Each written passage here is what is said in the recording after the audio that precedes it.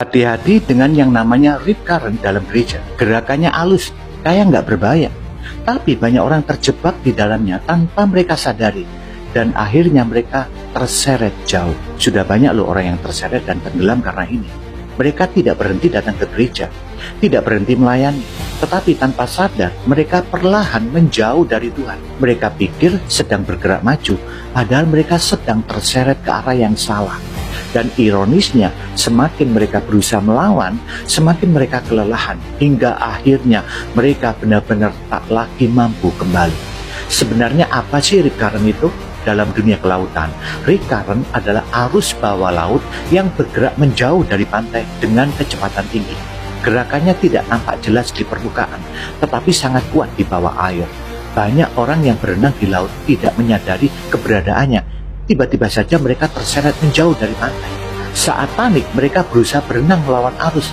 Tetapi semakin mereka berusaha, semakin mereka kelelahan, hingga akhirnya mereka tidak lagi punya tenaga untuk bertahan. Ingat gak peristiwa terseretnya 13 pelajar SMP Negeri 7 Mojokerto di pantai Drini, Gunung Kidul, Yogyakarta, 28 Januari kemarin? Mereka lagi asyik main air di pantai, dan mereka akhirnya terseret rip current sampai ke tengah lautan. 4 siswa tenggelam dan meninggal dunia. Mereka tidak dihantam oleh ombak besar. Mereka juga tidak terseret oleh tsunami. Mereka cuma terjebak dalam arus yang nyaris gak terasa sampai semuanya terlambat.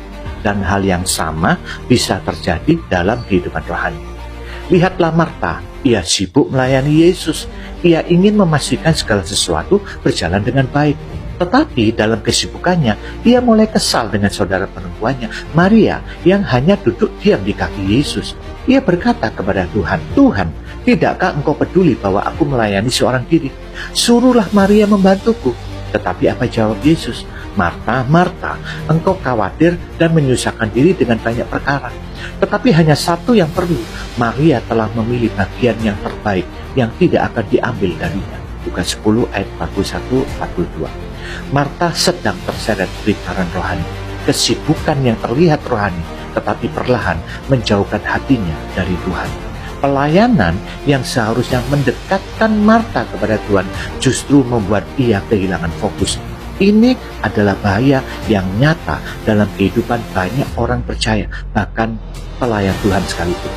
Mereka terus bergerak, terus sibuk, terus melayani, tetapi semakin jauh dari Tuhan. Tapi bukankah kesibukan Marta itu perlu ya? Kalau tidak ada yang memasak, bagaimana Yesus dan murid-muridnya makan? Memang benar, tapi masalahnya bukan apa yang Marta lakukan, melainkan kemana fokus hatinya. Yesus tidak menegur Marta karena dia memasak atau melayani, tetapi karena dia khawatir dan menyusahkan diri dengan banyak perkara. Lukas 10 ayat 41. Artinya, pelayanannya yang seharusnya dilakukan dengan sukacita malah berubah menjadi beban yang mengganggu hatinya. Bahkan Marta sampai mengoreksi Yesus, seolah-olah Yesus yang salah karena tidak menyuruh Maria membantunya. Ini menunjukkan kalau fokus Marta sudah bergeser, dia lebih sibuk dengan pekerjaannya daripada menikmati hadirat Yesus.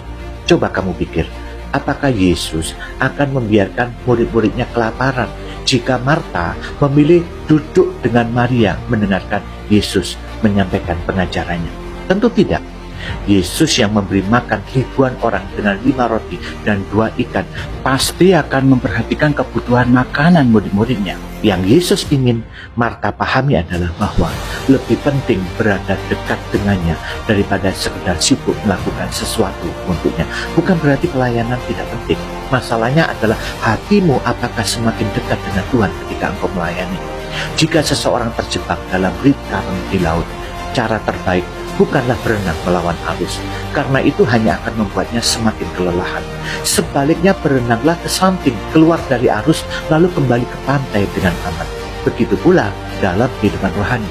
Jangan berpikir bahwa semakin sibuk di gereja berarti semakin dekat dengan Tuhan. Berhenti sejenak, berdiam diri, berkontemplasi, kembali kepada kasih yang mula-mula.